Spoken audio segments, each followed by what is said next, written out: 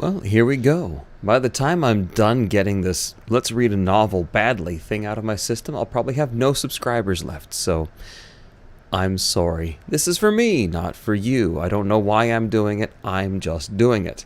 I left off here on page 29, just after the wind chime voice of Katuklak introduced herself to Kirk. Captain Kirk, please sit. The wind chime voice. Good start.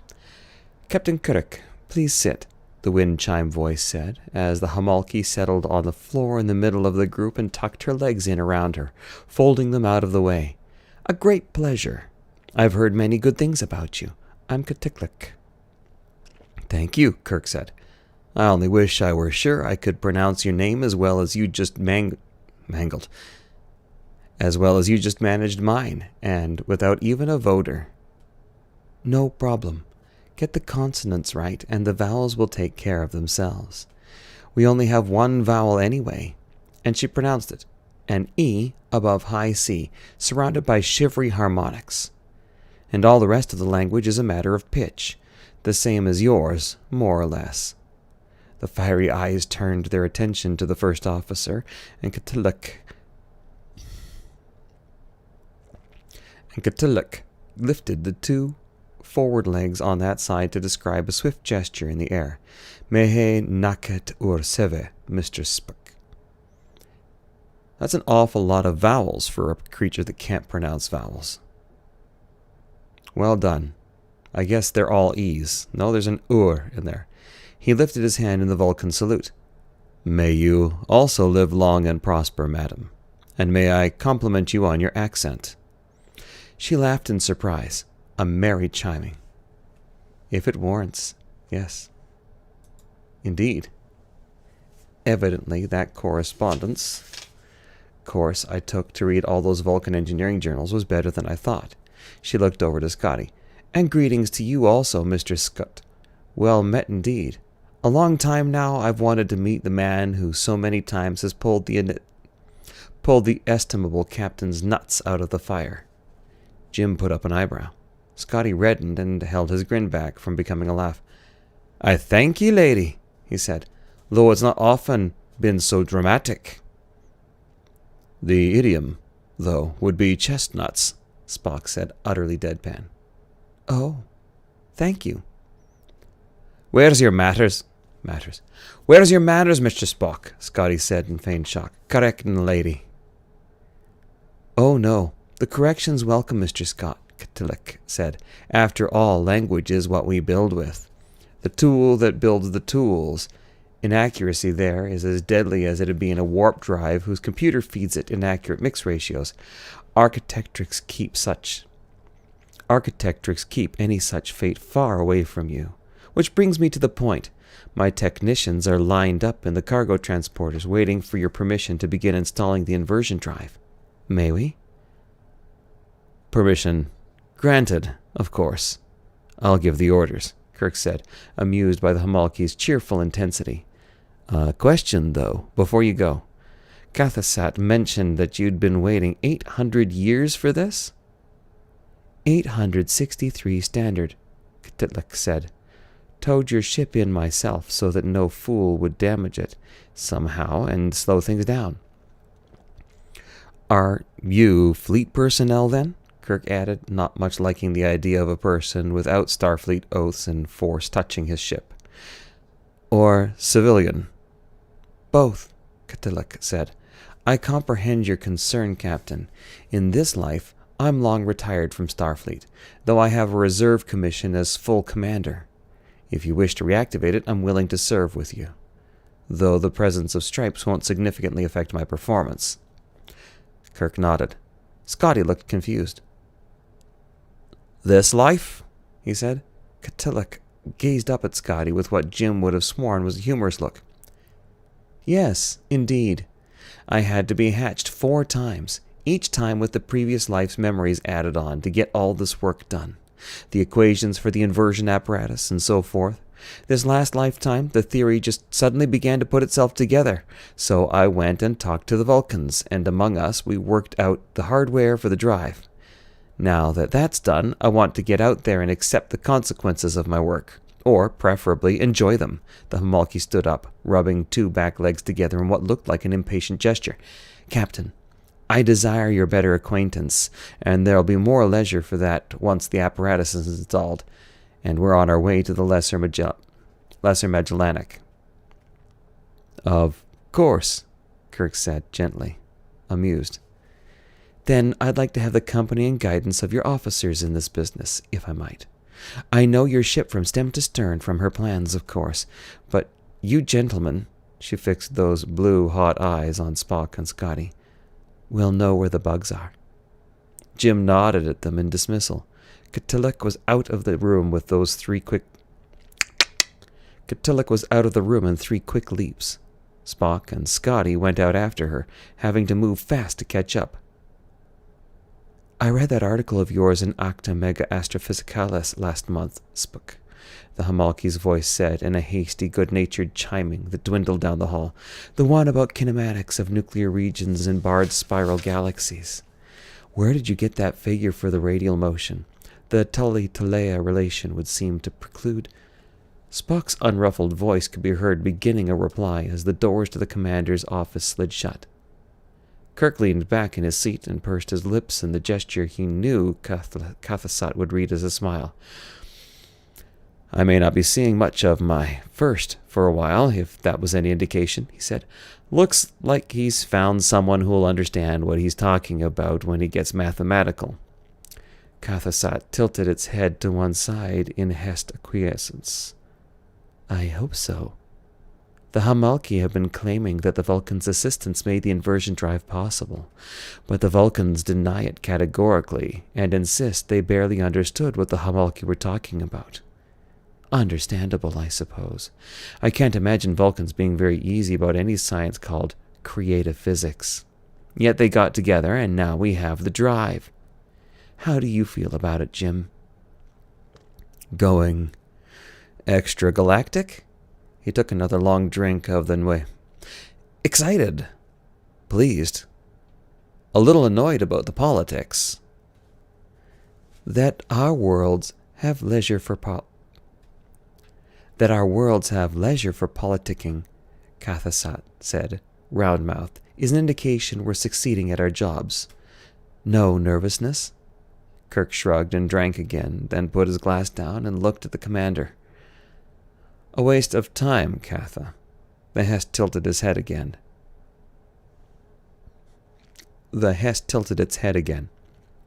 No change after all this time, it said. A long time since you and I flew together at the Academy, with our sleeves innocent of rank. You were a good wingman, Jim sighed. I miss that sometimes, Katha. The freedom and the excitement. I miss it too, Jim. But I've graduated to larger problems these days than a flitter's fuel mix and whether the nav comp will stay up and running long enough for me to find my way back to base. And so have you. Oh, Jim, that bland look of yours could... Oh, Jim, that bland look of yours could fool a hunt, but not me. You're headed a long way from anywhere on this mission, with no help to be had, and our friends the Klingons have been sniffing around the inversion drive's testing grounds with those new hyperphasers of theirs. Be careful, my friend. Jim picked up his drink again, turned it around in his hands. Which Klingons? Kaza was here 10 days ago, showing itself along the borders, then slipping out again. Earlier in the month, it was Khitan and Kishkari. Earlier in the month, it was Khitan and Kishkari and a little convoy of support cruisers and cutters.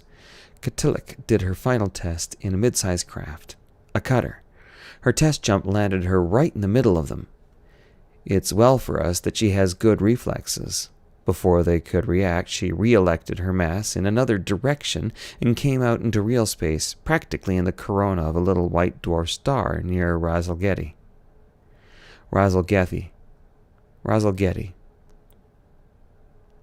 And came out into real space practically in the corona of a little white dwarf near Razalgeti. A cutter might need to run, Jim said, "but the Enterprise won't. Let them come after us, if they can get up the nerve." "Don't ask for anything you're not willing to have happen," Kathasat said, its great eyes glinting with rueful humor at its friend. "Jim, your command record shows that you're pretty much the same way you used to be at the Academy. You always could fall into a fue heap and come up covered with diamonds.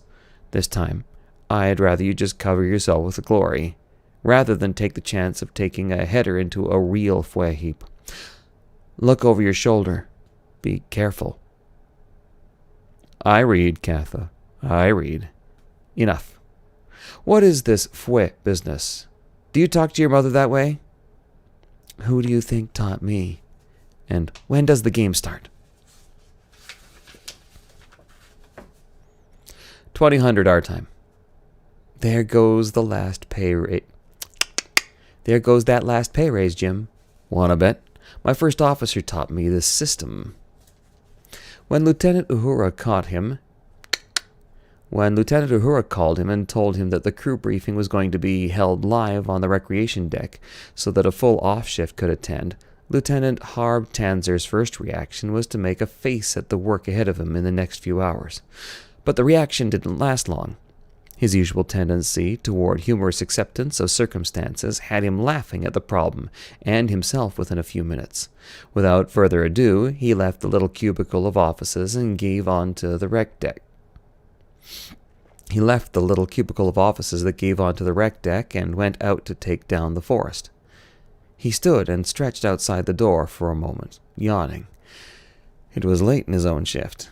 Lieutenant Tanzer was a stocky, square-built man, muscular, but with the muscles padded and gentled by a smoothing of fat. He had the prominent nose and craggy features common to many Earth humans of the third diaspora, as well as the thick silver hair characteristic of those gallant, mad early spacers who had so often dared deep space without appropriate shielding and had introduced some interesting mutations into their bloodlines as a result. Pale, close-set blue eyes looked out of that face, eyes that could go fierce and piercing when the occasion called for it, or could crinkle at the corners and smile as delightedly as the mouth.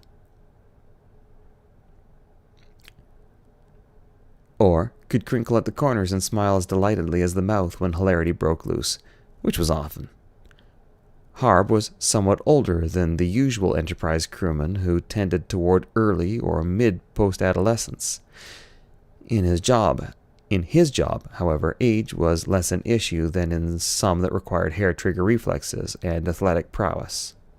His job demanded a sense of humor, sharp wits, and a keen insight into people.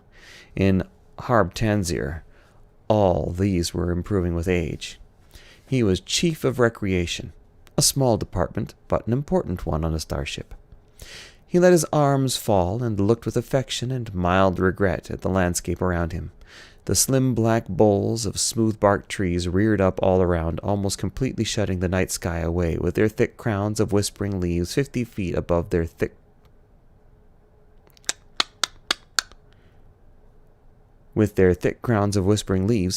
above.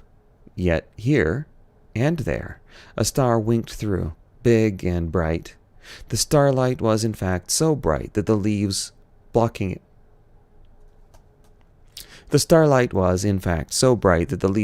it out cast clear, sharp shadows on the leaf-strewn ground. For this was a forest that grew on a world at the heart of the great R-Scuti cluster, where stars shone even in the daytime, and the night sky was a jeweled tapestry, thick with slowly pulsing regular variables,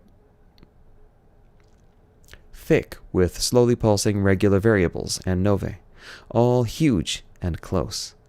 Harb had spent half his leave in that forest when they made planetfall, and there, some months before, recording sounds and scents and textures with great care. I totally misread that sentence. Harb had spent half his leave in that forest when they made planetfall there, some months before, recording sounds and scents and textures with great care. I did good work, Harb thought, smiling with satisfaction as a breeze riffled through the leaves, and none of them showed holographic overlap or moire patterns. From off in the direction of the lift entrance, attenuated by apparent distance, came the mournfully sweet cry of one of the nightingale bats, a shadowy, abstract melody like an oboe singing its private sorrows to the night. Underfoot, the tiny white five-petaled flowers of clay. Is that Eleanor? It is Eleanor. The tiny white five-petaled flowers of Eleanor mimicked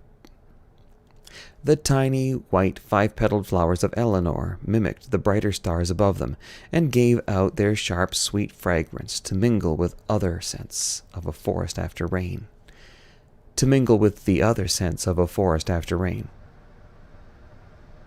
"It's all on tape," he said aloud to the pair of silver, fiery eyes that watched him from a high limb of the nearest tree.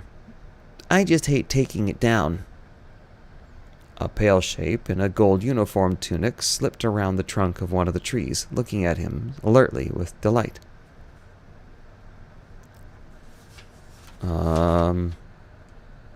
Yes, it's the captain, of course. "Lieutenant?" "Here, sir," Harb said, and stepped out to meet the captain. The encounter was hardly unusual.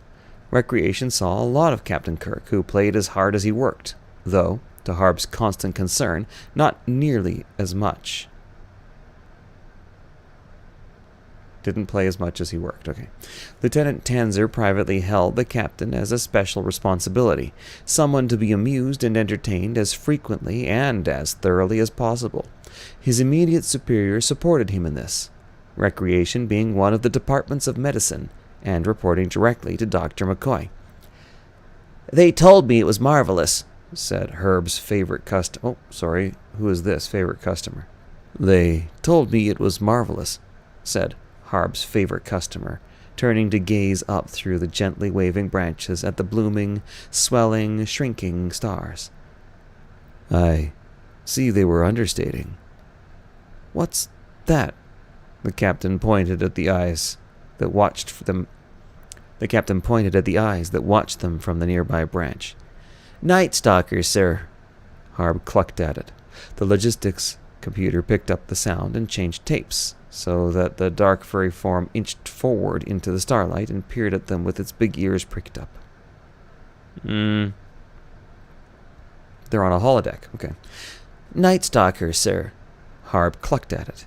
The logistics computer picked up the sound and changed tapes, so that the dark furry form inched forward into the starlight and peered at them with its big ears pricked up. It held the position for a few seconds, then made a mistrustful mewling sound and swarmed up the tree trunk out of sight. Captain Kirk shook his head, smiling. "That was in Scutum somewhere?" "Yes, sir. I forget the star's name. Some little A7. We call the planet Lorien." "Like Lothlorien? Is this a Lord of the Rings reference?" "I remember that. I never did get down there. Too much to do." Lieutenant Tanzer nodded. It was the old story. Sometimes the man who ran the show didn't get to enjoy all of it. "But you have all this on tape, don't you, Harb?" "Yes, sir. At least in facsimile. You can go back." Try again. "Yes, sir. At least in facsimile, you can go back." Kirk laughed. "Good. I will. Meantime, the Commodore..." Oh my god. I know that fucking word. "Meanwhile, the commander is coming across from the base for an evening of cards. It's Hest." "So you need cards marked for an infrared reader?" Harb said. "What game, Captain? Star and Comet? Alioth? Fizbin?" "Poker." "Aye, aye." Lieutenant Tanzer gestured towards his office. Its door... Lieutenant Tanzer gestured toward his office. Its door opened for them, letting a bizarre stream of everyday light into that midnight forest. "Half a moment," Harb said. He went over to his master logistics console and queried it for availability of poker supplies, noting that 3 sets were missing. One was in sickbay. in use by the temperature readings he got from the cards. One was idle in hydroponics. The third, in engineering, was also in use. Probably a few of Scotty's people were whiling away spare time while the Hamalki's work crew installed the inversion drive. A rack of chips and one of the 18 remaining packs of plastic cards sparkled into being on the transporter pad of the console. Harb picked up both chips and deck, made sure their charges were positive, then handed them to Kirk. The captain rubbed his hands on the cards, apparently enjoying their warmth after the cool of the forest outside. The cards would be radiating at Earth human blood temperature for hours, all but the dark symbols on them, which Kathasat would read as shadows against luminous whiteness. "Thanks," the captain said, turning away, then stopping. "Thanks," the captain said, turning away, and then stopping. "Now, what the hell is going on there?" Harb joined him, looking down into the little 27 cubic meter repeater tank in the corner by which the big games tank out in the rec room could be monitored for Game Master games, or just for kibitzing. Kibitzing, or just for kibitzing. Kibitzing, or just for kibitzing. The tank was full of stars that swooped and whirled and danced so violently that Harb's stomach protested a bit. The tank was full of stars that swooped and whirled and danced so violently that Harb's stomach protested a little at the tank was full of stars that swooped and whirled and danced so violently that Harb's stomach protested a little at the image. The effect was as if someone was riding one of the ancient roller coasters of Terra, but through deep space instead of on a planet's surface, and with a fine disregard for which way up or down might be. Far out at the fringes of the tank vista, small lights that were not stars swooped and soared, driving toward what? Driving toward the point of view at the front of the tank, veering away again. One area of cubic up in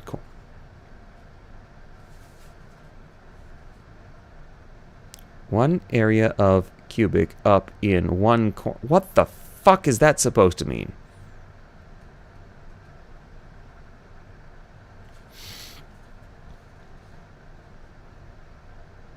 Cubic, as in like 3D?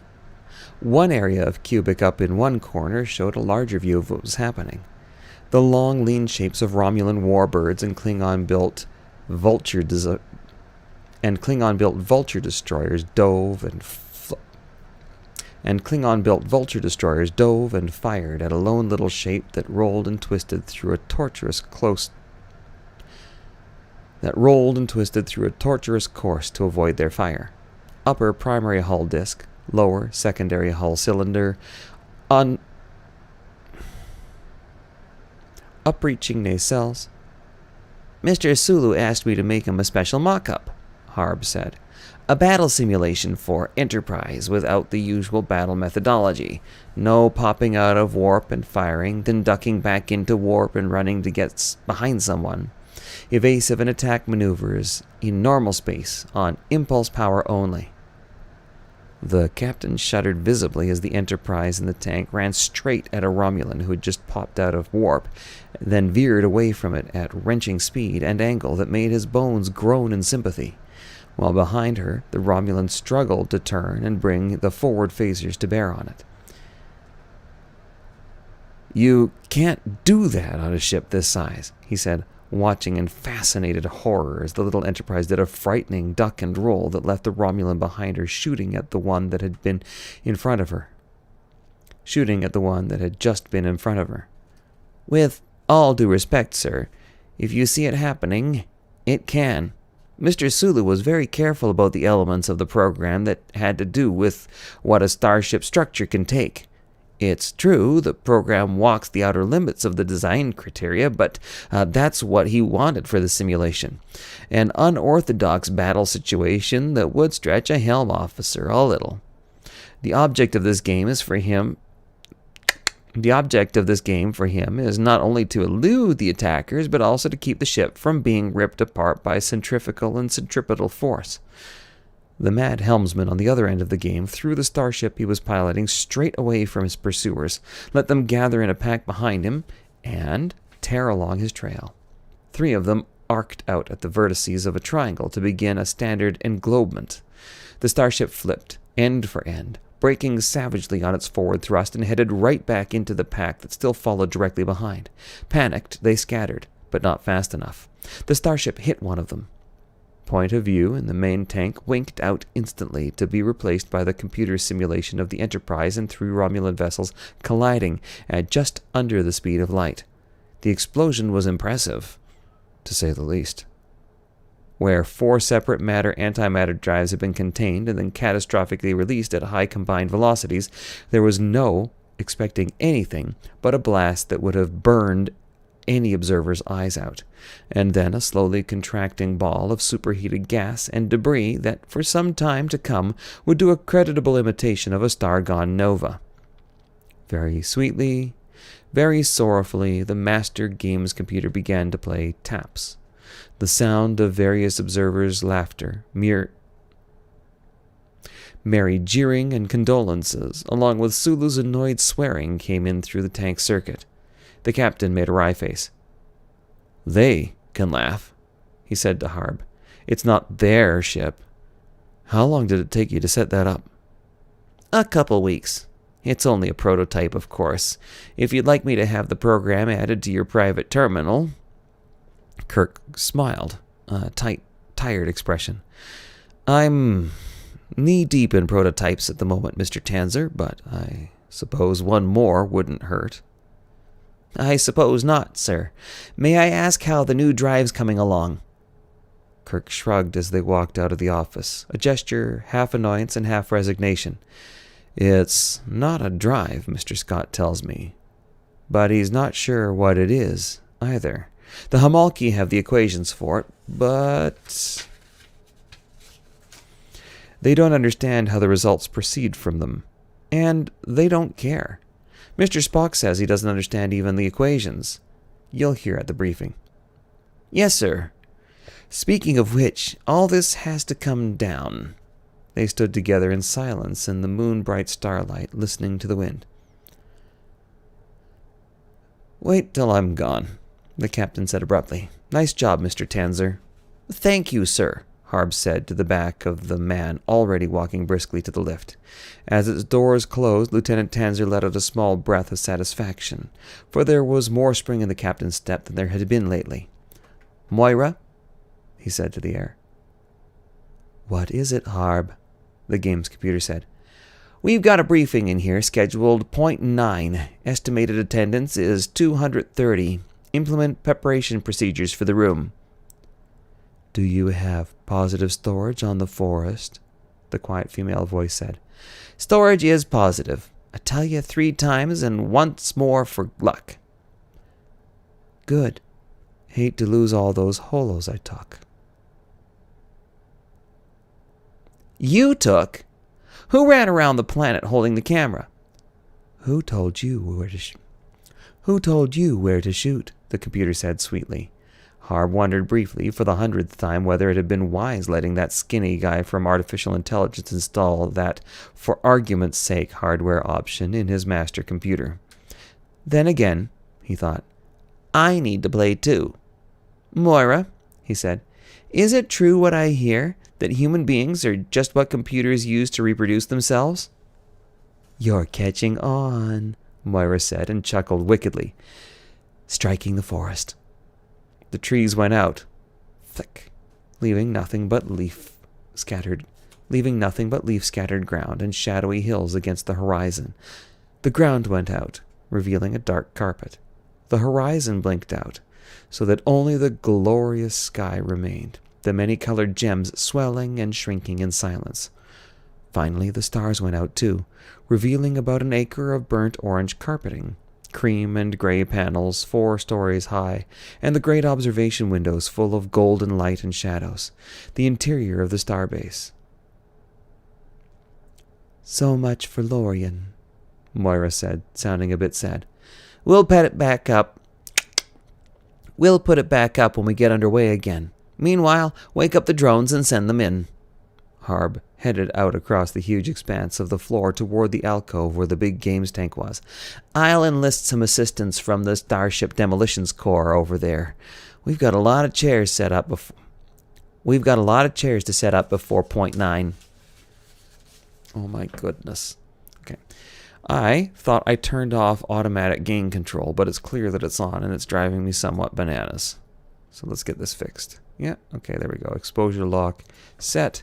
Now my pages will stay bright, but maybe too bright. So I'll bring that down 1 notch.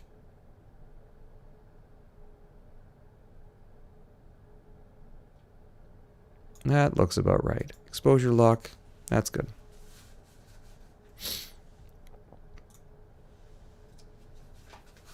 How long is chapter 3? Do I have energy to read it?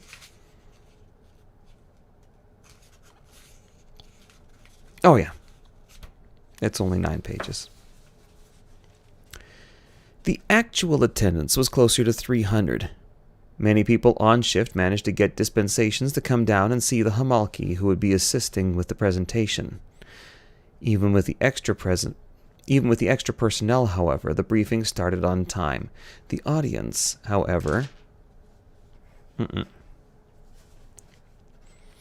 Even with the extra personnel, however, the briefing started on time.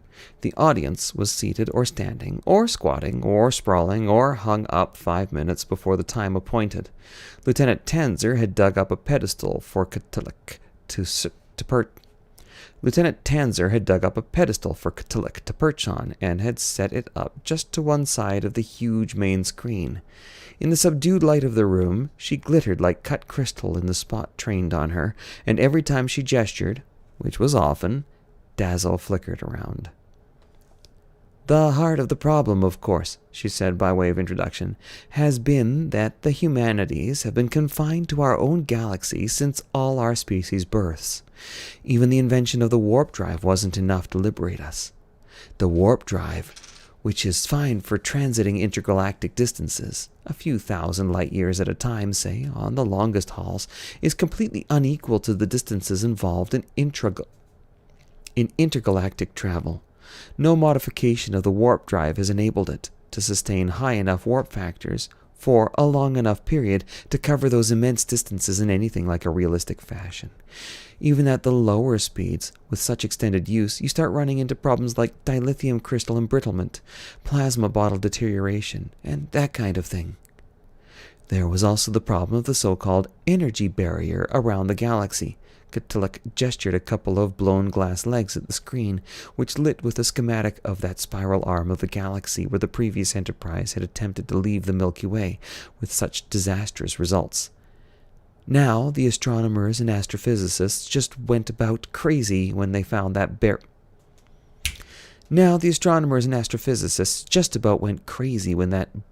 was found, since there was no reason for such a thing to exist, any more than there was an actual edge to the galaxy.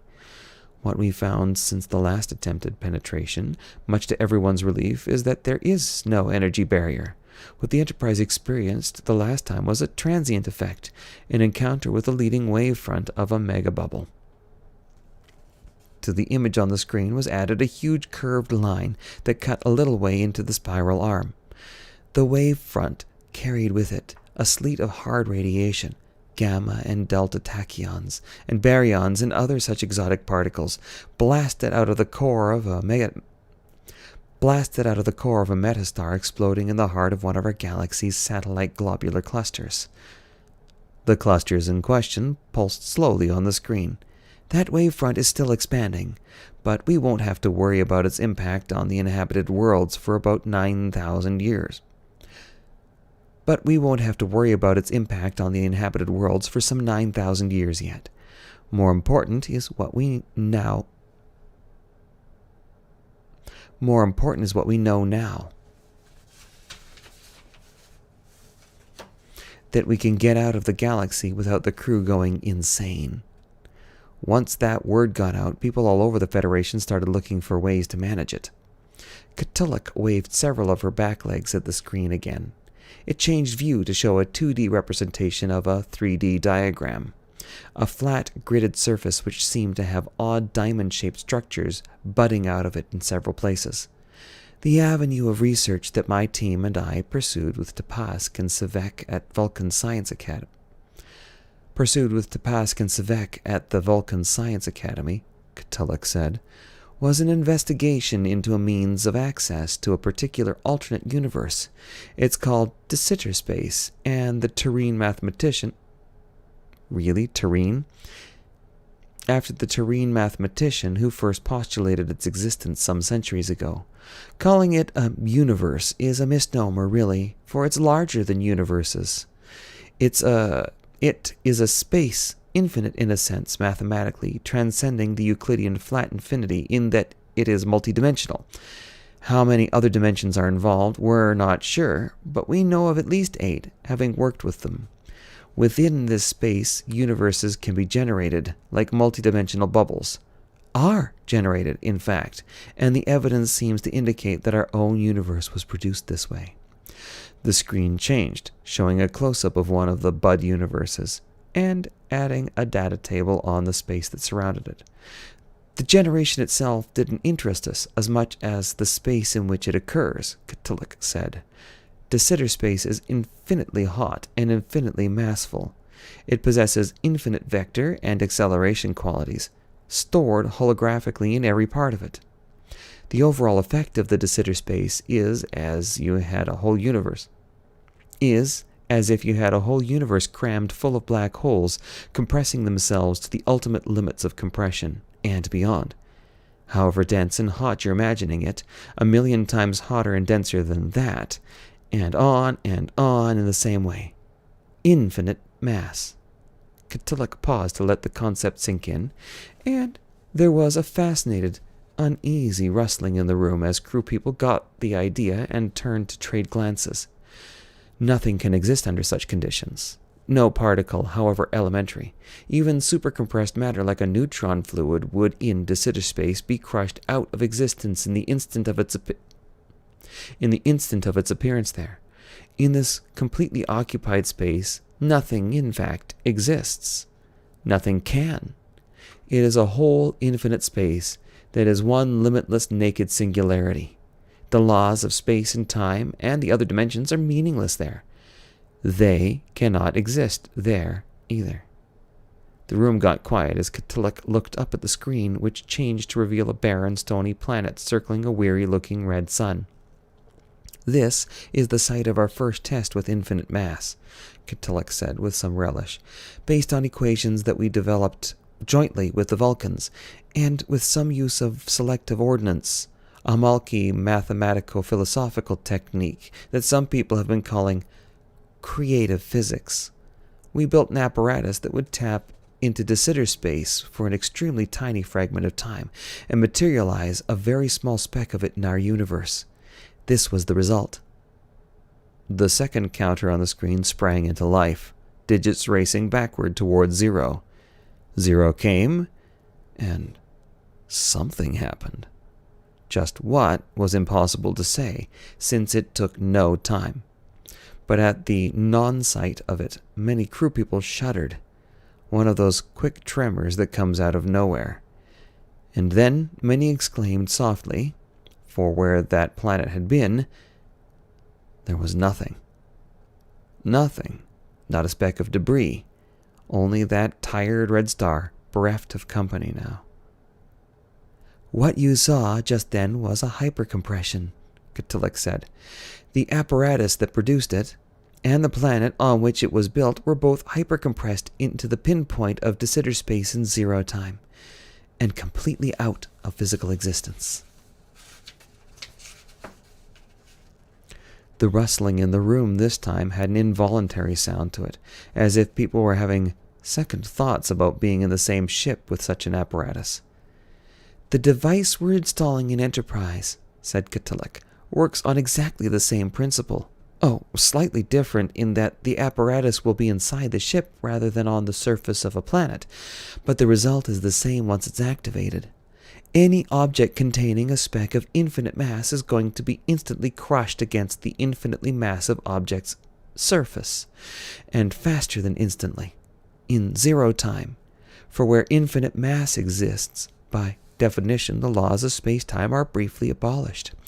In zero time, the infinite mass to be generated inside Enterprise will pull the entire starship literally inside out, collapsing it into negative curvature. Some of you may have trouble with that image. The closest I can come to explaining it is to suggest that you imagine blowing up a bubble and then deflating it, sucking the air out of it until it vanishes and begins inflating again somewhere else, backwards. Catullus made an abrupt, disorganized chime rattle that sounded like an embarrassed cough. My apologies, everybody, if the simile is poor, but the mathematics, which is more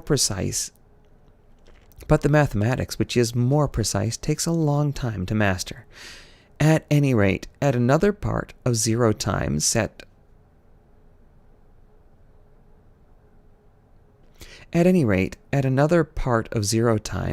during the generation of the point of infinite mass, the negative curvature and the ship expressed by it run all the way down to the bottom of the negative curvature spectrum and out the other side, back into positive curvature, at which time the infinite mass expires, and the starship which has been containing it pops out elsewhere in the originating space-time, as far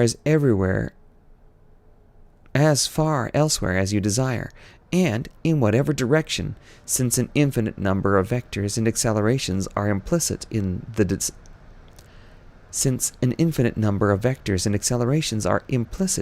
Sitter space.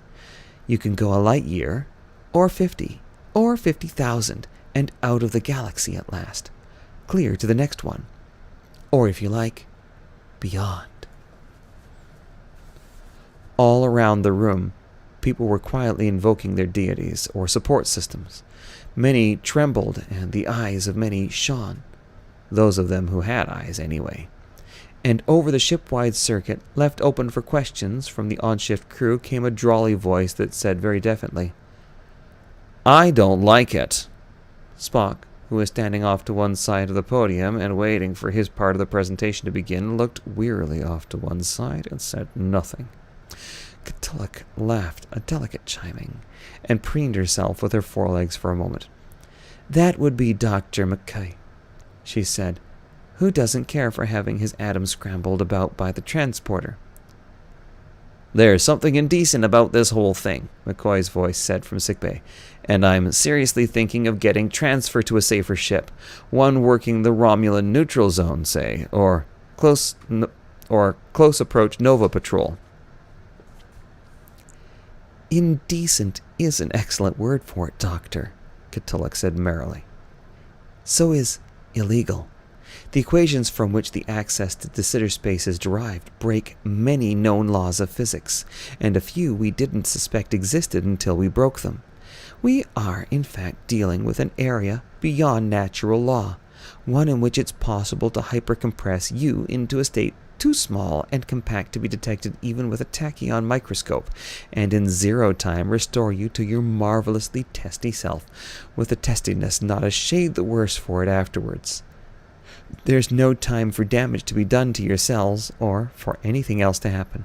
There's no time."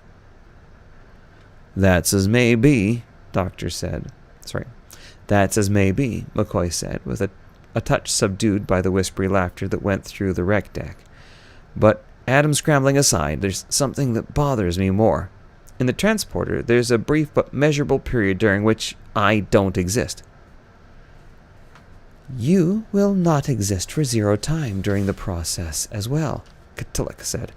"However, the Enterprise will also be in not-existence at the time, and from your viewpoint, so will the rest of the universe. You'll have nothing to compare your not-existence against. The philosophical and ethical questions are pretty ones. I'd love to discuss them with you at length later, if you have time. For the moment, though, what I can tell you for certain is that I've been through inversion some 50 times now during prototype testing, and I missed it every time." She trailed off, sounding wistful. McCoy grumbled something inaudible and said nothing further. "By the way, Catullus said then, "for those of you of Terran ancestry.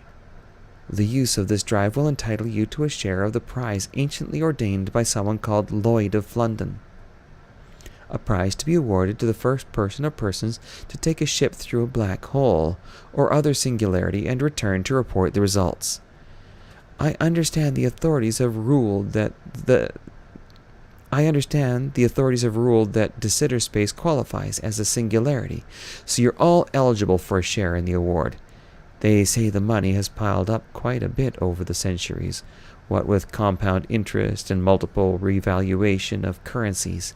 If I understand the present state of the purse account, I think you people might be able to buy Starfleet if you pooled your resources." There was laughter in the audience, some grim, some amused. A young Earth-human woman with long, dark, curly hair, wearing Defense Department gold, raised her hand and stood when Catullus called on her.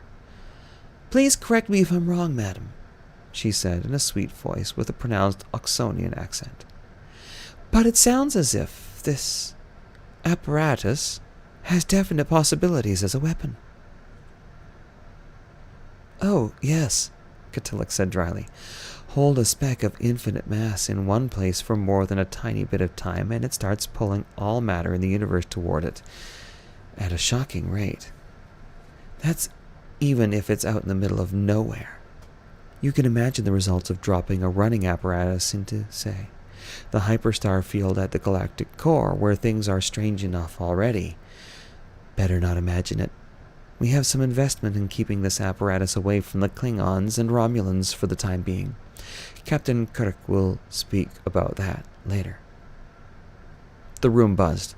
A tall Altassa unfolded herself out of her crouch and triple-voiced her question in basso alto ululation. "Description, paradox, contradiction, and as stated possibility time travel?" "There are a lot of paradoxes in the equations. Yes," Catullus said, sounding cheerful and unconcerned. "I wrote most of the principal equations myself and tested all of them, yet I'm still unsure how the results proceed from those equations. And the Vulcans who worked with me seem to think we may never know. All I can tell you for certain is that they work. So at this point, figuring everything out can wait, seeing that the equations do produce a result we can turn to advantage.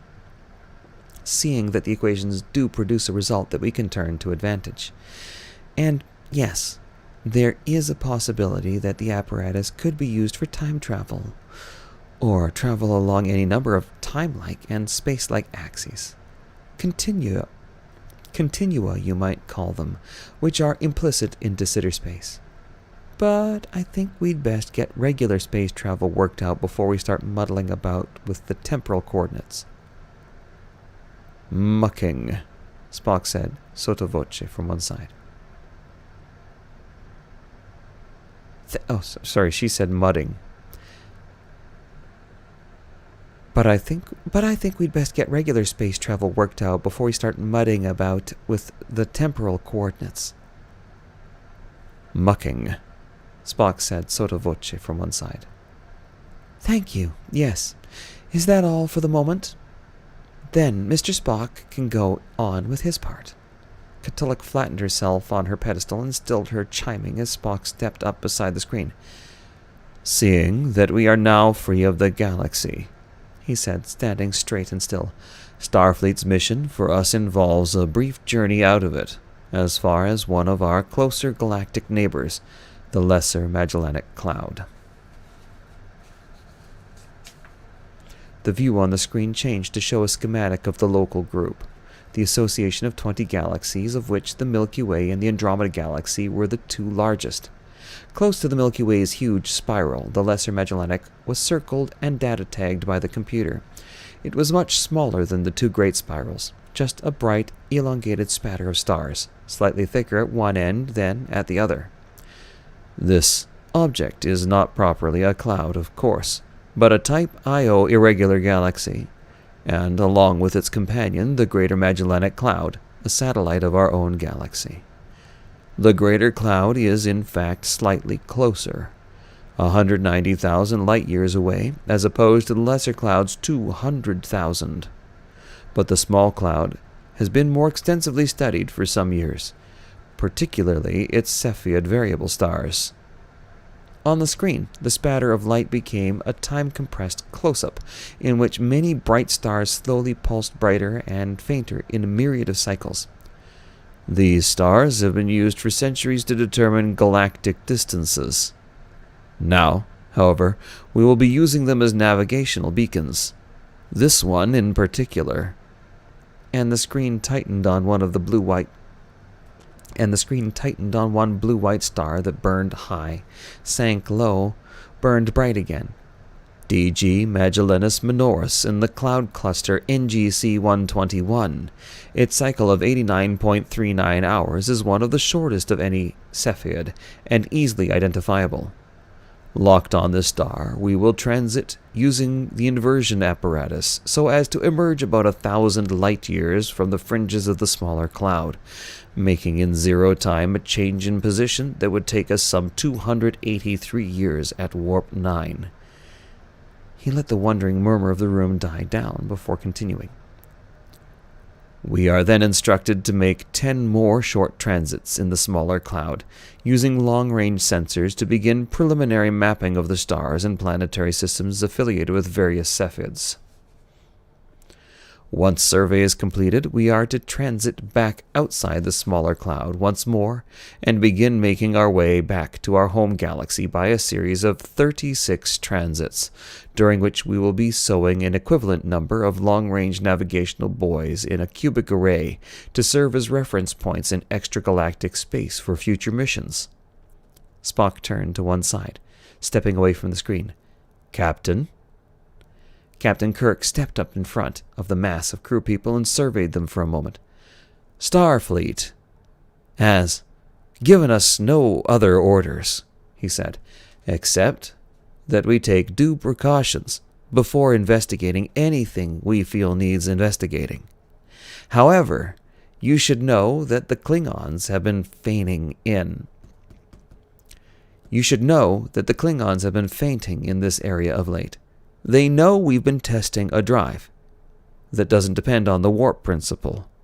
It's a fair bet they'll come after us as soon as we're out of Federation space and try to take it from us. If they start trouble, we'll do what's necessary to handle it. But I have an obligation not to allow the inversion apparatus to fall into their hands on any account." Starfleet was very definite on that matter. He paused to let them understand what he meant by that.